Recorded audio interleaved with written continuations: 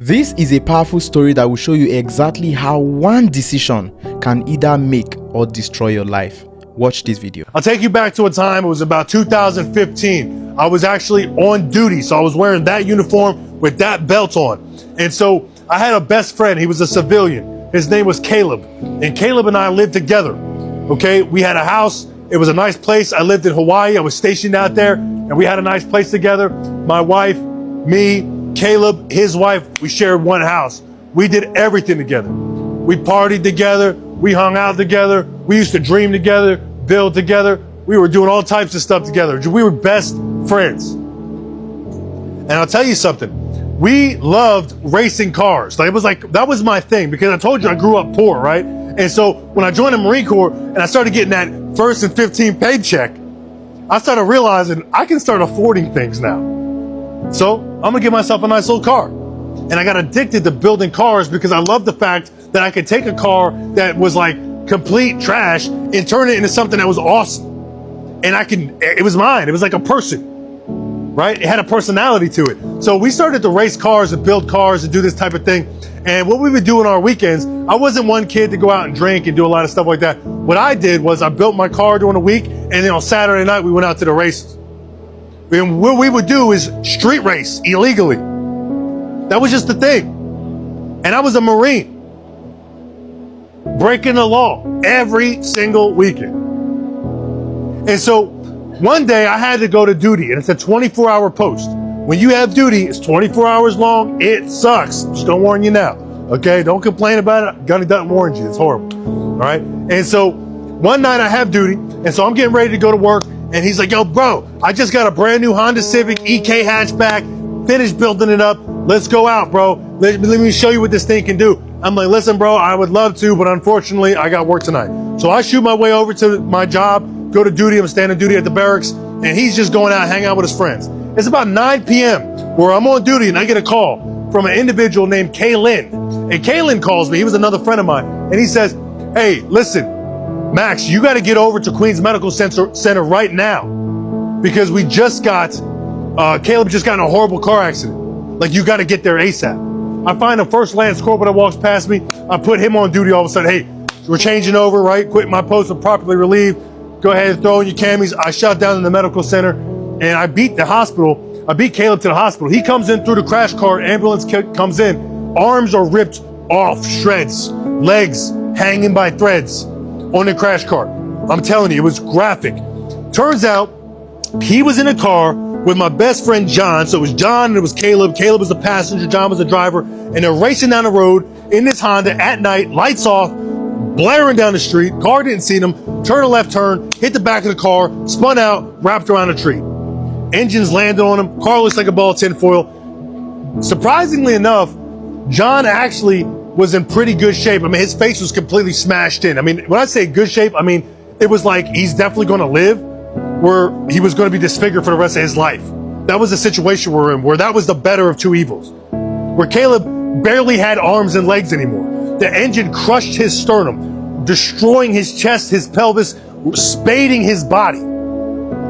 And so the doctors and nurses, there were so many of them that they actually had me and Caleb's dad go into the hospital room, in the emergency room, and we had to help pump the bag because the machine, the ventilator, was not pumping strong enough. So we had to manually do it, but there weren't enough hands to stop the bleeding and to start the breathing and to treat for shock. And so we're in the medical center pumping air, and he was a big dude. He's about 260 pounds. We had to keep rolling him over, and he had to keep spitting out this vial. And he was like out of his mind. He was not conscious. Like, he was, but he wasn't. And he's throwing up this yellow bile that's building up in his lungs. Long story short, that went on for hours. And Caleb, for the next month and a half, was in a coma. During that time he was in a coma, he dealt with liver failure, kidney failure, heart failure. You name it, every portion of his body failed. Every single thing on his body failed. But after about a month and a half, he actually woke up from a coma. Now, let me hit you with a plot twist. Funny thing is, his wife was actually pregnant at the time of the accident. And we all lived together, like I told you. So it's 2 o'clock in the morning, and she tells me, Max, my water broke. I had to drive her to the hospital. So she's giving birth to his daughter on the floor right beneath him, and he's up here fighting for his life. About a month later, the baby comes out the NICU. Caleb had already woken up from a coma. and he was able to hold his baby daughter for the first time, barely conscious, but he was awake. And everyone was like, man, Caleb's gonna survive. This is great. But he had this problem because I told you his arms and legs were so badly damaged. He kept getting these infections, and these infections were so serious that they gave him every antibiotic that exists known to man. I want you to think about being a parent and having your kid have an infection that's so aggressive, so dangerous, so violent that there's not an antibiotic that exists that can solve it. So the doctor gives the dad an ultimatum. He says, look, we can keep trying to hit him with more antibiotics, but there's no guarantee it's going to work. Or we can cut his legs off clean at the hips, and that might stop the infection. Dad doesn't hesitate. Says, take the legs. So they cut his legs off. Boom. And I'm telling you, legs get cut off fast. Like when it's an emergency, doctors will take care of that in like 10 minutes. It was fast. But the unfortunate part is it didn't stop the infection. Literally within 2 hours, Caleb died. And that was after 2 months of a battle from all of one choice. But here's the crazy part. It doesn't stop there. See, Caleb's dad was so messed up. I mean, think about it. The loss of a child, and it wasn't even his fault. He wasn't even driving the car. John was.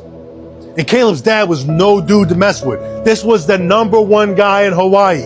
I'm talking, this dude he was in charge of the plumbing, the electrical, the termites. Like this dude had multiple companies, the biggest nightclub in Hawaii. But the crazy part is he was actually a mafia boss.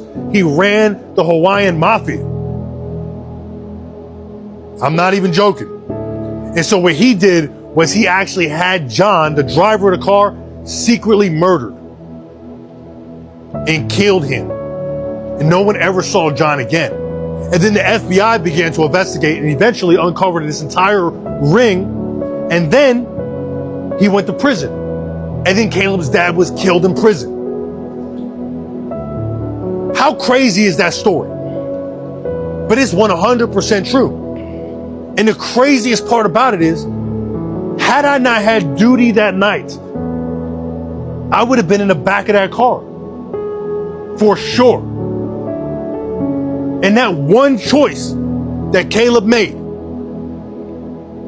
changed not only the direction of his life by ending it, but it also killed 2 other people.